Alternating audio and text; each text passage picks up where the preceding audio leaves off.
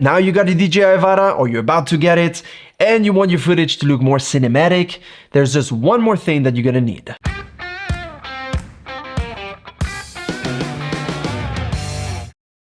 Hi there, welcome back to my channel. This is Chris. I hope you're doing great.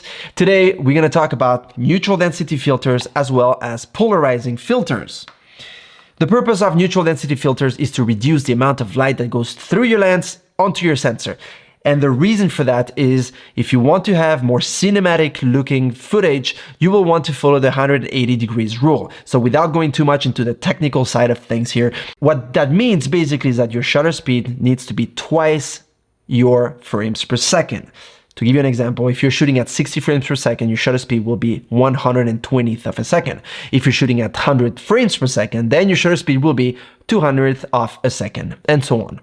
Now, in order to achieve that, you will have to reduce the amount of light that comes through your lens most of the time, especially if it's sunny outside.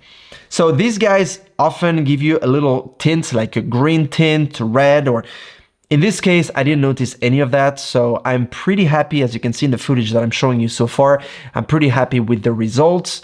It is very cool that Freewell produced these ND filters. They basically give you an ND8, an ND16, a 32, and a 64.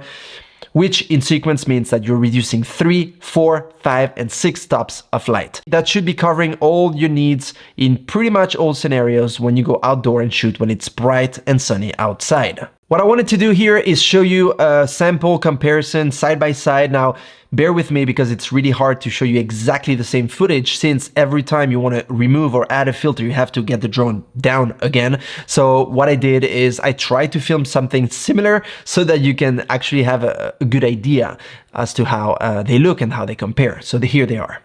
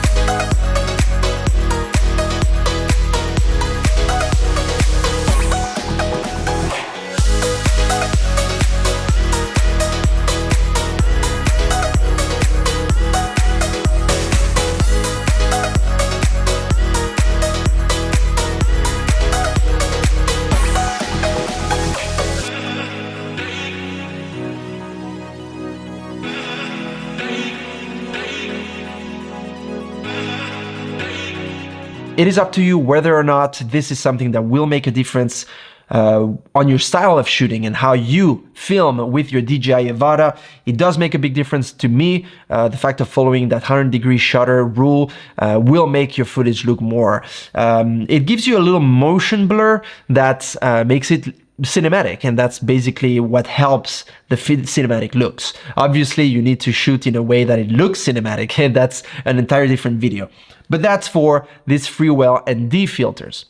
Now, the second filter I want to talk about here is the polarizing filter, also known as PL or CPL for the circular polarizing filter. And what it does is that it cuts the some rays of light to make things, especially foliage, pop a bit more, like the grass, the trees, everything that's green in the land and blue. It makes it more vivid, more saturated. So that is one cool thing for the drone. The other thing is that it cuts reflection on non-metallic surfaces, such as, for example, water. That's a typical example. So it allows you to look underwater as much as possible. And here you can see a sample video this morning with the fog. The good thing is that the sun was trying to come out, but I managed to shoot this before it came out so that I could follow the 100-degree shutter rule without having to put an ND filter. And you can see how good it looks. I mean, the foliage does look good. It is true that once you do the color grading and you edit your footage, you can make it pop pretty much with or without a polarizing filter,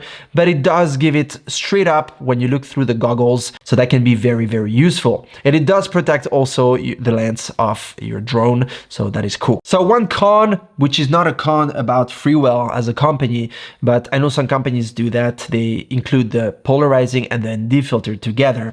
Now I don't know if that's feasible or not, but the thing is, if you use the polarizing filter, you cannot use the ND filter. So you will have to choose between the two. Personally, I think the ND filter is more of a priority, because if you want to get that look, that cinematic look, you will want to go with the NDs. But like in the footage that I've been showing you from this morning, you're lucky enough to be able to put it on and keep your right settings, then it's perfect. One thing that can be a little bit of a hassle is to put these filters on. In fact, there's two little clips, and that's what you put into the lens. As for the SD card slots, that's very hard to access. I didn't mention it in my review of the Avata because honestly, I don't really care. You get used to it. Same thing for these filters. You will get used to it. Just be careful when you put them on and off, because they can pop out and you don't want to drop them because they can break, but you also don't want to touch them with your fingers because you're going to leave fingerprints. If you're looking for filters for your DJI Avata, I think these are great. You should definitely give it a look. And I see you, like always, in my next video. If you have any questions, write it down in the comment section below. I will answer gladly ASAP. Take care. See you soon. Bye.